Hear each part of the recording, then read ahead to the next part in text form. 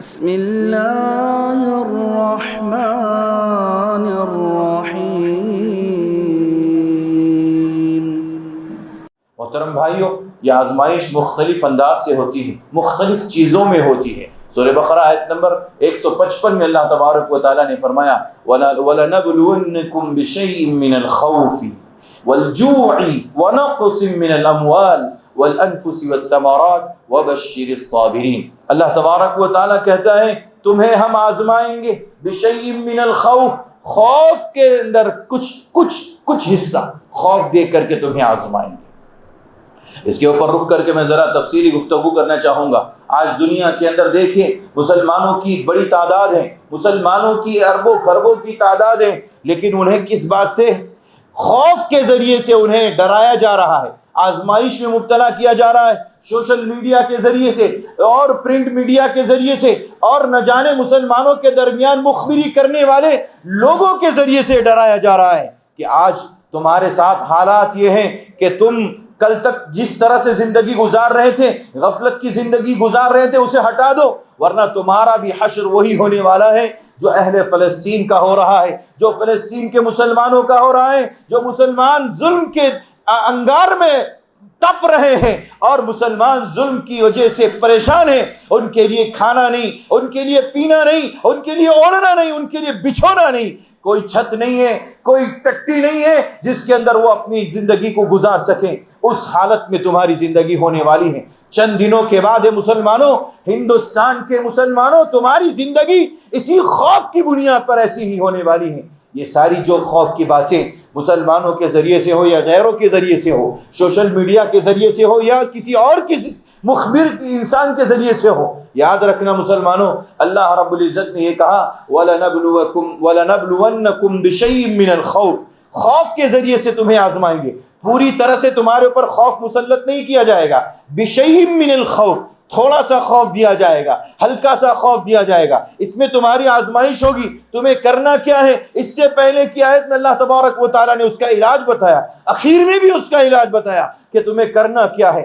آگے میں انشاءاللہ اس کے بارے میں ذکر کروں گا۔ اللہ تعالیٰ نے آگے فرمایا بِشَيْءٍ مِّنَ الْخَوْفِ وَالْجُوعِ، جوع یہ بھوک مری کے ذریعے سے انسان کے اوپر فقر و فاقہ نازل کر دیا جائے، اس کے اوپر کاروبار کے راستے مسدود کر دیے جائے، بند کر دیے جائے، کم کر دیے جائے۔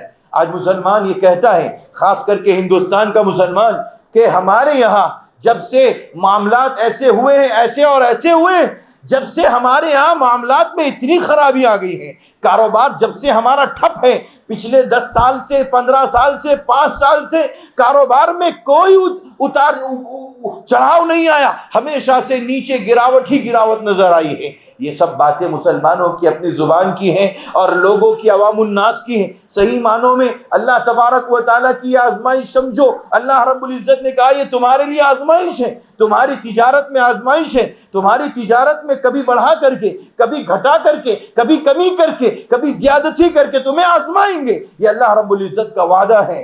وَلَنَبْلُوَنَّكُمْ بِشَيْءٍ مِّنَ الْخَوْفِ وَالْجُوعِ وَنَقْصٍ مِّنَ الْأَمْوَالِ، تمہارے مالوں میں کمی کر کے۔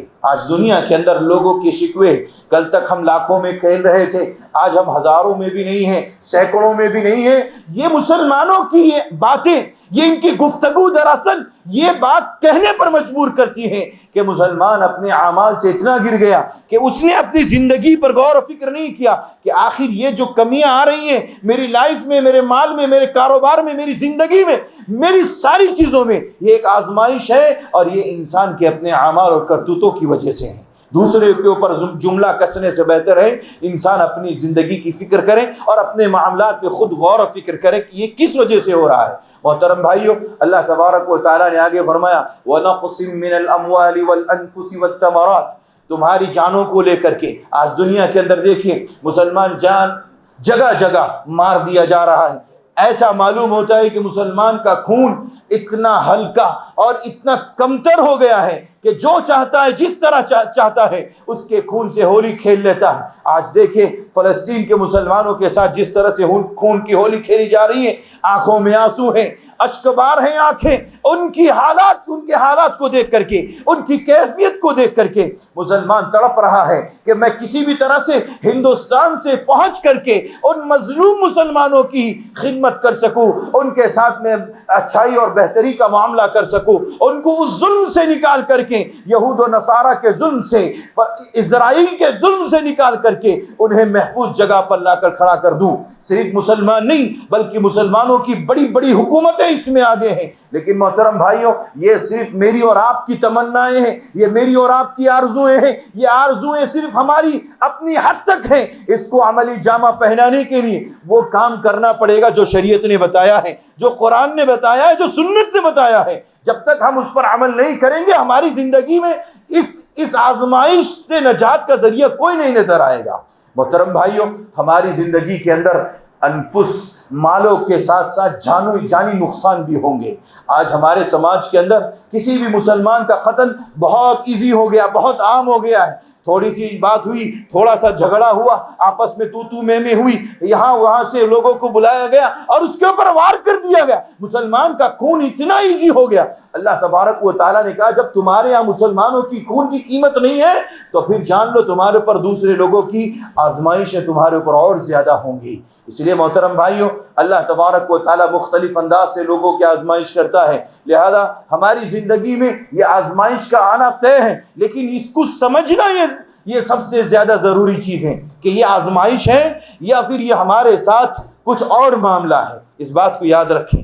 اب محترم بھائیوں، ان آزمائش کے دور میں ہمیں کیا کرنا چاہیے؟ نبی صلی اللہ علیہ وسلم نے بھی ہمیں اور آپ کو نصیحت کرتے ہوئے کہا، صحیح مسلم کی روایت ہے، 115 نمبر کی حدیث ہے، اللہ کے نبی صلی اللہ علیہ وسلم نے فرمایا بین یدی الساعہ فتن کقطع اللیل المظلم۔ دنیا والوں، مسلمانوں، یاد رکھنا قیامت سے قریب تمہارے درمیان ایسے فتنے رونما ہونے والے، ایسے فتنے آنے والے ہیں جو کالی اور اندھیری رات کے مانند ہوں گے۔ جس طرح سے ایک آدمی اندھیری رات میں چلتا ہے، اسے کوئی راستہ سجائی نہیں دیتا، اسے کچھ راستہ سمجھ میں نہیں آتا کہ کس طرح سے جانا ہے، کس طرح سے اس اندھیری رات سے نکلنا ہے، سوائے یہ کہ وہاں پر لائٹ موجود ہو، اس کے پاس روشنی موجود ہو۔ اللہ کے نبی نے فرمایا فتنے تمہارے پاس ایسے ہی آنے والے ہیں، ان فتنوں سے نجات تمہیں تبھی ملے گی جب تم قرآن و سنت کو سمجھو گے، ان راستوں کو اپناؤ گے جو قرآن و سنت کے اندر بتائے گئے ہیں، اس کے نجات کے راستے جو شریعت نے بتائے ہیں، اس کو جب تک تم اپناؤ گے نہیں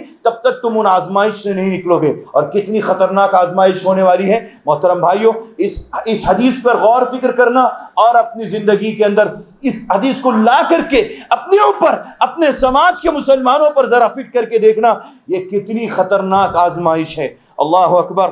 نبی صلی اللہ علیہ وسلم نے فرمایا یصبح الرجل مؤمنا ویمسی کافرا۔ صبح ہوگی مسلمان اسلام کی حالت میں، نماز پڑھنے والا ہوگا، اس نے 5 وقت کی نماز پڑھی ہوگی، اس نے فجر کی نماز پڑھی ہوگی، شام ہوتے ہوتے وہ کافر ہو جائے گا۔ اتنا خطرناک فتنہ، اللہ اکبر، اتنی خطرناک آزمائش ابھی شروع نہیں ہوئی ہے، اس سے پہلے ہم لوگ تھک چکے ہیں، اپنی زندگی سے ہم ہار چکے ہیں۔ یاد رکھنا مسلمانوں، اس سے بھی خطرناک فتنے آنے والے ہیں۔ اللہ کے نبی نے فرمایا وَيُمْسِي مُؤْمِنًا وَيُصْبِحُ كَافِرًا۔ شام میں مومن تھا، مسلمان نہیں کہا اللہ کے نبی نے، مومن تھا، اہل ایمان تھا، نماز اس کے یہاں موجود تھی، دین کے تمام احکام موجود تھے، اور صبح ہوتے ہوتے وہ کافر ہو گیا، وہ مرتد ہو گیا۔ یہ آزمائش دنیا کے اندر بہت خطرناک ہونے والی ہے، آنے والے ایام میں یہ آزمائش ہمارے ساتھ ہونے والی ہے۔ ایسے میں ہمیں کیا کرنا چاہیے؟ اللہ کے نبی صلی اللہ علیہ وسلم کا معاملہ کیا تھا؟ پیارے نبی صلی اللہ علیہ وسلم کے بارے میں مسند احمد کی صحیح روایت ہے، اللہ کے نبی کے بارے میں صحابی رسول کہتے ہیں اذا حزب الامر، اللہ کے نبی کے سامنے کوئی ایسا معاملہ درپیش ہوتا جس سے نیچے نکلنا چاہتے تھے اللہ کے نبی، آزمائش کا معاملہ ہوتا، مصیبت اور تکلیف کا معاملہ ہوتا، اللہ کے نبی نماز کا سہارا لیتے تھے، نماز پڑھنے آتے تھے، نماز میں سجدے میں جھک جاتے، اللہ رب العزت کے سامنے سجدہ ریز ہو جاتے، دعائیں کرتے، اللہ سے مدد حاصل کرتے تھے۔ اللہ نے یہی بات تو قرآن کریم میں مجھ سے اور آپ سے کہی، سارے امت اسلامیہ کے مسلمانوں سے کہی، یا ایھا الذین آمنوا، اے ایمان والو، استعینوا بالصبر والصلاۃ، نماز اور صبر سے مدد حاصل کرو، تم نماز اور صبر سے مدد حاصل کرو۔ ان اللہ مع الصابرین، اللہ صبر کرنے والوں کے ساتھ ہے۔ نماز سے کیسے حاصل کریں گے؟ صبر سے کیسے حاصل کریں گے؟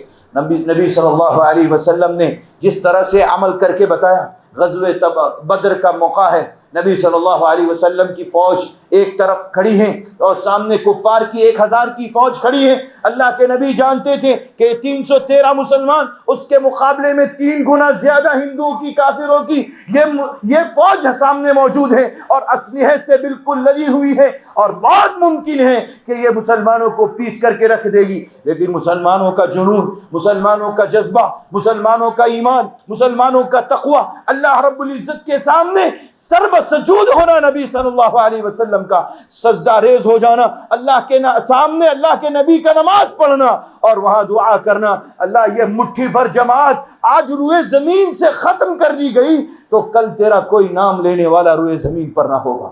یہ اللہ کے نبی صلی اللہ علیہ وسلم نماز سے اللہ کے نبی مدد لیا کرتے تھے۔ آج مسلمانوں کو بہت ہی اس معاملے میں اہتمام کرنے کی ضرورت ہے۔ نہایت افسوس کے ساتھ یہ بات کہنی پڑتی ہے اور بڑی ذمہ داری کے ساتھ یہ جمعہ کے خطبے سے یہ عوام الناس جو جتنی تعداد میں یہاں موجود ہیں، جو ہمارے یہاں عیدین میں اور رمضان کے مبارک مہینے میں آیا کرتی تھی، ان کے سامنے یہ بات بڑی ذمہ داری کے ساتھ کہنا چاہتا ہوں، اگر 2024 کا الیکشن اپنے نام کرنا چاہتے ہو اور اپنے فیور میں کرنا چاہتے ہو تو آج سے نمازوں کی پابندی کرو، نمازوں کی پابندی کرو اور اتنی نمازیں پڑھو کہ اللہ رب العزت ہماری اور آپ کی نمازوں کے ذریعے سے یہ ساری چیزیں ہمارے فیور میں کر دیں، ورنہ مشکل ہونے والے حالات مشکل ہونے والے ہیں اور بہت کٹھن ہونے والے ہیں۔ اس لیے میں یہ ڈرا نہیں رہا ہوں، میں آپ کو ایک سجیشن دے رہا ہوں کہ آپ اللہ رب العزت کے سامنے جھکیں اور اللہ کا تقوی اختیار کریں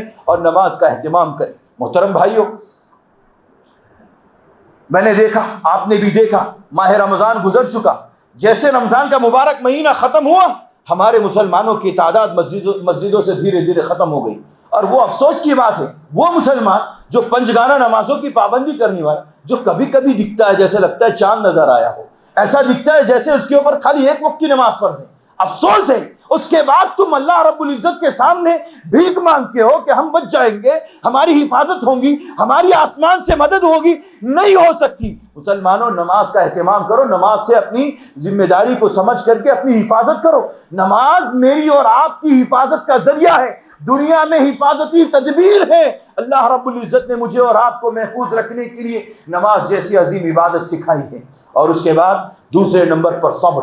دیکھیے، آزمائش سے پہلے ہمیں اس نماز کے ذریعے سے مدد حاصل کرنی ہے کہ وہ آزمائش دور ہو جائے، ہم تک نہ پہنچ سکے، ہمارے معاملات پہلے ہی حل ہو جائے، نمازوں کے ذریعے سے، دعاؤں کے ذریعے سے یہ چیزیں ختم ہو جائیں۔ اور اگر آ جائے، آزمائش آ جائے، اس کے بعد کیا کرنا ہے؟ صبر کرنا ہے۔ ان اللہ مع الصابرین، اللہ تعالیٰ صبر کرنے والوں کے ساتھ ہے۔ صبر کی 3 قسمیں ہیں، یاد رکھنا محترم بھائیوں، اللہ کے نبی صلی اللہ علیہ وسلم نے میری اور آپ کی رہنمائی فرمائی۔ صبر 3 چیزوں پہ ہوتی ہے۔ الصبر علی المصیبہ، سب سے پہلا صبر یہ ہے کہ انسان مصیبت پر صبر کرے۔ جب آزمائش آ چکی، مصیبت اس کے اوپر پہنچ چکی ہے، اب اسے ہائے اور واویلا نہیں کرنا ہے، شور ہنگامہ نہیں کرنا، دنیا والوں کو بتانا نہیں، ہر ایک کے سامنے اپنا تذکرہ نہیں کرنا۔ مصیبت تھی، آ گئی، ختم ہو گیا، اب اس کے اوپر اسے صبر کرنا ہے، اسے ڈٹ جانا ہے، اس پر جم جانا ہے، اس پر صبر کرنا ہے۔ ان اللہ مع الصابرین، یہ سمجھ کر کے کہ اللہ صبر کرنے والوں کے ساتھ ہیں۔ اور یہاں پر صبر کرنا، ان کے ساتھ اللہ نے اپنی معیت کو، اپنا ساتھ ذکر کیا، معیت کو ذکر کیا۔ اہل علم نے، مفسرین نے کہا کہ ان اللہ مع الصابرین، صبر کرنے والوں کے ساتھ لفظ مع کا استعمال کیا۔ اللہ رب العزت نے اپنا تذکرہ کیا، اشارہ اس بات کی طرف ہے کہ صبر کرنے والوں کے ساتھ اللہ کی خصوصی مدد اور نصرت نازل ہوتی ہے، لہذا مصیبت کے موقع پر صبر کیا جائے، یہ اللہ رب العزت کی مدد کی ہم سب کے لیے بہت بڑی خوشخبری ہے۔ ہم اللہ رب العزت کی مدد اور نصرت کے مستحق ہوں گے۔ اسی طرح محترم بھائیوں، مصیبت کی صبر کی دوسری قسم یہ ہے کہ مصیبت کے بعد معصیت، گناہ کے کاموں پر صبر کرنا۔ آج ہمارے سامنے گناہ کھل کر کے آ رہے ہیں، بالکل اوپن نظر آ رہے ہیں کہ مسلمان رمضان میں اپنی زندگی کو محفوظ کر رکھا تھا، مسلمان چاہتا تھا کہ میری زندگی محفوظ رہے، گناہوں سے بچ کر کے رہے، بچا کر کے اپنی زندگی کو رکھا ہوا تھا، لیکن جیسے ہی رمضان کا مبارک مہینہ ختم ہوا وہی بے ڈھنگی پرانی زندگی پر آ گیا اور گناہوں پہ گناہ، گناہوں پہ گناہ، گناہوں پہ گناہ کرتا چلا گیا، اور آج حالات یہ ہیں کہ مسلمان اپنی زندگی سے خود پریشان ہیں۔ محترم بھائیوں، اس موقع پر صبر کرنا ہے، معصیت پر صبر کرنا ہے، مصیبت سے پہلے معصیت پر صبر کرنا ہے، کیونکہ معصیت انسان کی مصیبت کا سبب بنتی ہے، اس لیے اپنے آپ کو گناہوں سے بچا کر کے رکھیے۔ اور تیسری اور اہم صبر کی قسم یہ ہے کہ صبر علی الطاعہ، طاعت کے کاموں پر، نیکی کے کاموں پر، بھلائی کے کاموں پر صبر کرنا۔ ہم دیکھتے تھے کہ لوگ رمضان کے مبارک مہینے میں فجر میں بھی پیچھے نہیں رہتے تھے، ہماری صفیں اس یہاں سے لگ کر کے پیچھے تک بڑھ جاتی تھی اور پوری مسجدوں میں لوگ نظر آتے تھے۔ افسوس ہے کہ رمضان ختم ہونے کے بعد ہماری صفوں میں صرف 2 یا 2.5 صفیں ہوتی ہیں، لوگ انتہائی کم ہو گئے۔ یہ انتہائی افسوس کی بات ہے کہ ہم اللہ کی طاعت پر صبر نہیں کر سکے، نیند کو قربان نہیں کر سکے، اور اس شدید گرمی میں، دھوپ میں، جبکہ ہمیں نماز پڑھنے کے لیے آنا ہے، ساری سہولتوں کے باوجود ہم یہ گرمی اور برداشت نہیں کر پا رہے ہیں۔ آپ ذرا ان مسلمانوں کو دیکھیے جن کے پاس یہ چھت نہیں ہے، یہ کولرز نہیں ہے، یہ لائٹ اور پنکھے نہیں ہیں، یہ ساری سہولتیں ان کے پاس نہیں ہیں۔ جا کر کے ان سے معلوم کیجئے تمہارے یہاں گرمی کا کیا حال ہے، تمہارے یہاں اس موقع پر تم کیا چاہتے ہو؟ یہی کہیں گے کہ ہمیں اطاعت کرنے کے لیے بہترین قسم کا اگر ایک گھر مل جائے یا چھوٹی سی جھپڑ پٹی مل جائے، ہم وہاں پر اللہ کی عبادت کر سکیں اور اللہ کو راضی کر سکیں۔ محترم بھائیوں، غنیمت جانو اگر ہمیں ملا ہے، یہ ساری چیزیں اللہ رب العزت سے قریب ہو جائیے، ورنہ حالات سے ہم نکل نہیں سکتے اور مصیبتیں، تکلیفیں، آزمائشیں شدید ہوتی چلی جائیں گی، بڑھتی چلی جائیں گی۔ امام ابن تیمیہ رحمۃ اللہ علیہ بہت پیاری بات اس آیت کریمہ کی روشنی میں ذکر کی ہے، میں بہت مناسب سمجھتا ہوں اسے آپ کے سامنے رکھنا اور ذکر کرنا۔ 3 باتیں انہوں نے ذکر کی ہے۔ کہتے ہیں السیاسہ شرعیہ کے اندر امام ابن تیمیہ رحمہ اللہ کی یہ کتاب ہے سیاست شرعیہ، سیاست کیسے کرنا چاہیے، شرعی طور پہ سیاست کسے کہتے ہیں اور کس انداز سے کرنا چاہیے، یہ کتاب انہوں نے لکھی ہے۔ اور جانتے ہیں امام ابن تیمیہ رحمہ اللہ جن کو شیخ الاسلام کہا جاتا ہے، وقت کے بہت بڑے عالم، بہت بڑے مفتی، بہت بڑے امام، اور اس کے ساتھ ساتھ بہت بڑے پولیٹیکل انسان بھی تھے، کیونکہ تاتاریوں کو اتنی بڑی طاقت میں ان کو ہرانے والے اگر کوئی تھے تو وہ شیخ الاسلام ابن تیمیہ رحمہ اللہ تھے۔ اور اس کے بعد انہوں نے سیاست شریعہ لکھا اور اس میں اصول بتایا دنیا کے مسلمانوں کو جو سیاست کرتے ہیں، انہیں بتایا کہ تمہیں اگر سیاست کرنا ہے اس اصولی کتاب کو پڑھو، تمہاری زندگی میں سیاست کا طریقہ معلوم ہوگا۔ اس کے اندر لکھتے ہیں، کہتے ہیں حاکم وقت کے لیے بالخصوص، یاد رکھنا یہ الفاظ بہت پیارے ہیں ان کے، حاکم وقت کے لیے بالخصوص اور عام رعایا کے لیے بالعموم، یہ چند عظیم مددگار ثابت ہونے والی نصیحتیں ہیں۔ 3 نصیحتیں ہیں، حاکم وقت کے لیے بالخصوص اور عام طور پر یہ ساری رعایا کے لیے جو دنیا کے اندر موجود ہیں، ساری مسلمانوں کے لیے یہ 3 نصیحتیں ہیں۔ پہلی نصیحت کہتے ہیں اللہ کے لیے اخلاص اور دعا اور غیر دعا کے ذریعے اس پر توکل اور دل و جان سے نماز کی حفاظت و پابندی جو اللہ کے لیے اخلاص کی اصل ہے۔ مسلمان کیا کریں؟ نمبر 1 کون سا کام کریں؟ سب سے پہلا کام اخلاص کے ساتھ اللہ رب العزت کو راضی کریں۔ اس میں کیا کیا کام کرنے؟ نمبر 1 دعا کرنی ہے، دعا کرنا ہے اخلاص کے ساتھ اللہ کے لیے، اس کے لیے۔ اور اسی طرح سے غیر دعا، اگر دعا نہیں کر رہے تو اللہ تعالیٰ پر بھروسہ اور توکل آپ کا اخلاص کے ساتھ ہونا چاہیے۔ اسی طرح سے کہا دل و جان سے نماز کی حفاظت و پابندی، یہی چیز تو ہمارے یہاں کمی ہے، اور یہی آج کا ہمارا ٹاپک ہے کہ ہم نے یہ بات سنی کہ آزمائش کے دور میں مدد حاصل کریں نماز سے، صبر سے۔ امام ابن تیمیہ رحمہ اللہ کہتے ہیں آزمائش کے دور سے تم گزر رہے ہو، تمہاری ذمہ داری ہے کہ تم نماز کی پابندی کرو، حفاظت کرو، اور اس میں اخلاص کے ساتھ، اخلاص ہونا چاہیے، دکھاوا نہیں ہونا چاہیے، ریاکاری نہیں ہونی چاہیے، فارمیلٹی پوری کرنے کے لیے نہیں، اپنا فریضہ ساقط کرنے کے لیے نہیں، بلکہ جس طرح سے نماز کا حکم ہے اس طرح نماز ادا کرو۔ نمبر 2، اس کے بعد کہتے ہیں جو بڑی ذمہ داری ہے بالخصوص حاکم وقت کے لیے اور عام طور پر سارے لوگوں کے لیے، وہ یہ ہے کہ مخلوق کے ساتھ بھلائی کریں۔ ساری مخلوق کے ساتھ بھلائی کرنے کا حکم ہے۔ یہ نہیں کہا کہ تمہارا اگر ظالم ہے جو تم پر ظلم کر رہا ہے اس کو تم نظر انداز کر دو اور بقیہ لوگوں پر، بلکہ کام مخلوق پر، جتنی مخلوقات دنیا میں ہیں سب کے ساتھ بھلائی کا معاملہ کرو، اچھائی کرو، حسن سلوک کرو۔ یہ وہی چیز ہے جو اللہ کے نبی نے حدیث کے اندر ذکر فرمائی کہ انسان اپنے حسن خلق کی بنیاد پر قیامت کے دن بڑے درجات کو حاصل کرے گا۔ امام ابن تیمیہ رحمہ اللہ اس کے ساتھ ساتھ کہتے ہیں مخلوق کے ساتھ بھلائی کرنا اور زکوٰۃ ادا کرنا۔ مسلمان ابھی رمضان کے مبارک مہینے میں ڈھیر ساری زکوٰۃیں ادا کر چکا ہے۔ میں اگر من جملہ اگر بات کروں پورے ہندوستان کی تو اربوں خربوں روپے میں مسلمانوں کی زکوٰۃ نکلی ہے کہ نہیں؟ لیکن اس کا اثر کیوں نہیں؟ زکوٰۃ اللہ رب العزت کی مدد کا ذریعہ ہے۔ اللہ تعالیٰ اس کے ذریعے سے مصیبتوں کو ٹالتا ہے، اللہ تعالیٰ مسلمانوں کی حفاظت کرتا ہے۔ اگر اربوں خربوں روپیہ ہماری زکوٰۃ نکلی، اس کے باوجود اگر ہمارے حالات بد سے بدتر ہوتے جا رہے ہیں، اس کا مطلب یہ ہے کہ ہماری زکوٰۃیں قبول نہیں ہوئی۔ ہم نے لوگوں کو پیسہ تو دے دیا، ہم نے لوگوں کی مجبوری تو وقتی طور پر دور کر دی۔ ہو سکتا ہے سارے لوگوں کی زکوٰۃیں قبول نہ ہوئی ہو، لیکن چند لوگوں کی زکوٰۃیں قبول بھی ہوئی ہو تو اللہ تبارک و تعالیٰ کے یہاں یہ مطلوب نہیں ہے کہ چند لوگ صرف نیکیاں کریں، چند لوگ صرف اخلاص کے ساتھ نیک اعمال کریں، باقی لوگ اپنی مرضی سے کریں۔ نہیں، سارے لوگ، دنیا کے سارے مسلمان اپنی زندگی میں مخلوق کے ساتھ بھلائی کریں اور زکوٰۃ وقت پر ادا کریں اور اس کا صحیح طریقہ جو شریعت نے بتایا اس کی طریقے سے کریں۔ اگر یہ دوسرا کام اگر مسلمان حاکم میں اور عام رعایا میں ہوگا تو مصیبتیں ٹلیں گی، آزمائشیں ٹلیں گی اور اللہ تبارک و تعالیٰ کی مدد اور نصرتیں انسان کے اوپر نازل ہوں گی۔ اور تیسری اور اہم بات یہ ہے، اور بہت اہم بات ہے، کہتے ہیں تکلیف، مصیبت اور حادثات زمانہ کے وقت صبر کرنا۔